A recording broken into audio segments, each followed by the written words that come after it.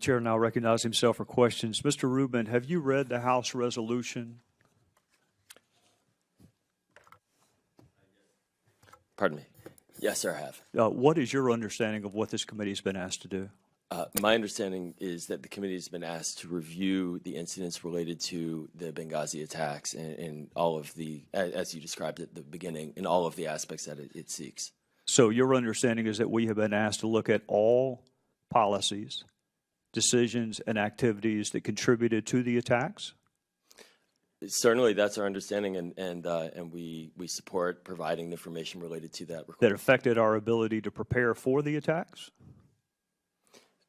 Well, if that's ultimately the decision. Well, you've read it, right? I mean, you've read the resolution, right? You're not disagreeing with my interpretation of the resolution, are you? We defer to the committee's direction on how it wants to proceed. Including executive branch efforts to identify and bring to justice the perpetrators of these attacks. Did you read that in the resolution?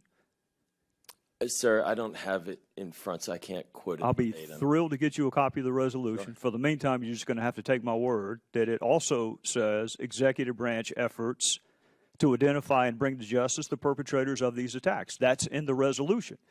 Can you tell me specifically how our interviewing witnesses is going to jeopardize the prosecution? Sir, the Department of Justice has been clear with us. I'm asking you. It was in your opening statement. I'm asking you. You tell me, a former prosecutor, how our interviewing witnesses that have already been interviewed by the ARB, already been interviewed by the Best Practices Panel, and frankly, already been interviewed by the State Department. The video that you showed us last week, that agent interviewed the witnesses in preparation for a video. So if the ARB and the Best Practices Panel and your own agency can interview people in preparation of a training video, how can Congress not interview those witnesses? Sir, no one has said that Congress cannot interview. You just said that it would jeopardize an ongoing prosecution, and I just asked you specifically how. My understanding, and I am the chief liaison to the House for the State Department, is that our colleagues at the Department of Justice have been in touch. Specifically, who told you that? My colleagues within the State Department who work on this on a daily basis. I'm looking for a name because I've got to clear up this misconception that simply talking to a witness who's already talked to 3 other investigatory bodies, that somehow or another Congress cannot talk to these witnesses, even though apparently everybody else can. I'm curious how that jeopardizes an ongoing prosecution. Sir, I'm not an attorney. I'm not a prosecutor. What I am is the chief liaison to the House for the State Department. And what I am conveying is that the Justice Department has told us that this could have an impact, and they would like to have a conversation with you and your committee about that. Do you believe that Congress has the constitutional authority to provide oversight? Every day I do that with my job, yes, sir. So you do agree with that. What is your interpretation of the phrase all policies, decisions, and activities? In what context? In any context. How about contributed to the attacks? What is your understanding of all policies, all decisions, all activities? The approach that we are taking at the State Department is to provide materials to the committee at the direction of the committee.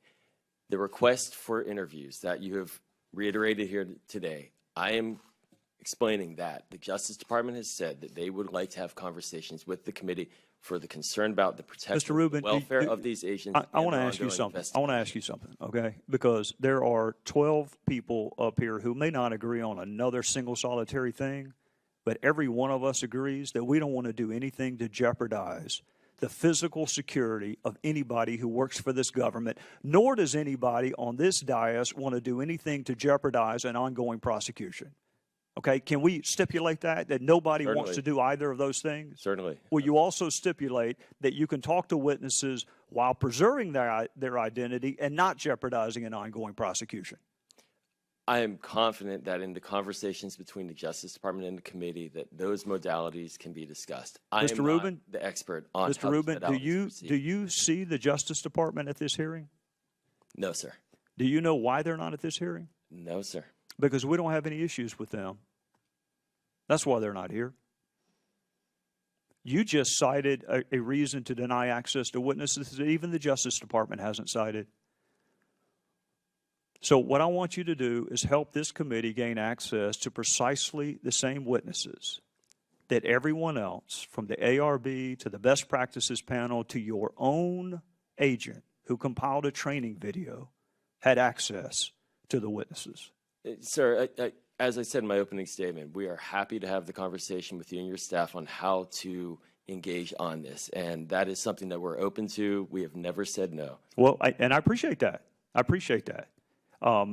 But I want to make sure that you and I have a clear understanding with each other. If 6 people observed an important event and you were being asked to write a final definitive accounting of that event, how many of the 6 would you want to talk to? Sir, I understand. That's not a trick question. I know it's not a trick question, and I understand the point, and this is why we are here. Well, if you understand the point. This is why we provided the quantity of documents and worked in collegial terms. Mr. Rubin, we're going to get to the quantity of documents in a minute. I noticed that you said 40,000. That's an impressive number. That's 40 copies of Dr. Zhivago. That's 40 copies of Crime and Punishment. That's a lot of pages. 40,000 out of how many? That's our question. How many documents? Is 40,000 half? Is it all? Is it 2/3? We have made a comprehensive search, and as you know, the State Department spans 275 missions overseas, 70,000. I do. I'm not asking you to bring any ambassadors back. A comprehensive amount of. I'm not asking you to bring any ambassadors back to search for emails. I'm not. Not a single one. How many employees does the State Department have? Roughly 70,000. 70,000? Correct. All right. And we have asked for emails from 7th floor principals. Do you think that that is a reasonable request when you have been asked to study all policies, all activities, and all decisions? In your committee's December letter, where it named principals, first, in fact, all of those principals there are emails, there are documents related to them in that 40,000. And in addition, you and your Is it your testimony that we have all of the emails that we've asked for? Well, you and your colleagues prioritize former Secretary Clinton's emails, and that is our priority, as I stated in my opening Well, I would say multiple emails. If there are multiple email accounts, we want all of the emails. And okay? we agree, and we are, as I Well, you may have noticed my colleague from Maryland used the word glacial. I find the use of that word interesting when you vote against constituting a committee, when you threaten not to participate in the committee, when you continually threaten to walk away from the committee, when you can't identify a single solitary person that you would issue a subpoena to, when you are prepared to have an ask and answered website before you got the 15,000 pages of documents that you just provided, when you expect members of Congress who are having conversations with people on airplanes to stop the conversation and say, let me go get a Democrat. You heard the word glacial. We're going to pick up the pace. We're going to pick up the pace. I have no interest in prolonging this. None. Sir, so you're going to have to pick up the pace with us, okay? Absolutely, and this is why we're here today. We have made 2 witnesses available since the fall of last year. We are prepared at any time, proactively, as you and your colleagues know. I appreciate that, Mr. Rubin. Are you familiar with the subpoena that dates back to 2013 that the Oversight Committee sent with respect to the ARB? Yes. Okay. ARB is a statutory creation, you agree? Congress created the ARB?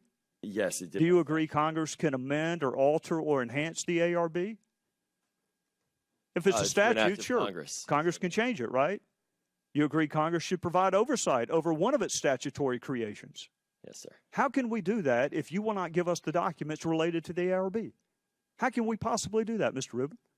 Sir, first, of the 40,000 pages of documents that the committee has received, many of those are, in fact, related to the ARB. Mr. Rubin, I appreciate, I really do. I really do. I appreciate the word many. I appreciate the 40,000. I keep coming back to one word that's in the House resolution, and that word is all.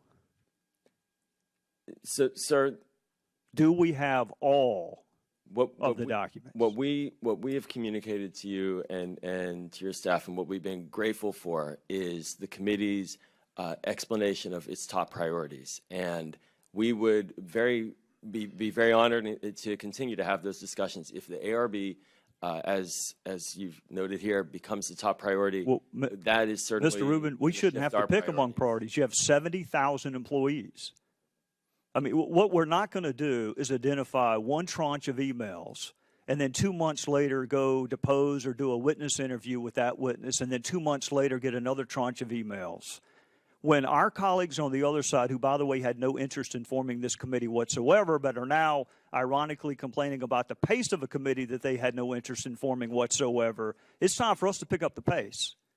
And I'm looking to you to help me do that. And that's why we're here, and that's why we have continually engaged proactively with you and your committee, and we're happy to continue to do so. Okay. And I would mention the 70,000 employees are engaged in their jobs. I appreciate that. I don't want any ambassadors, security guards. I don't want anybody taken off of an important job. But compliance with congressional inquiries is important, and if you have time for condom demonstrations or culinary diplomacy, I think you have time to comply with a legitimate request for documents from Congress, and I'm sure you agree. And with that, I would recognize the gentleman from Maryland.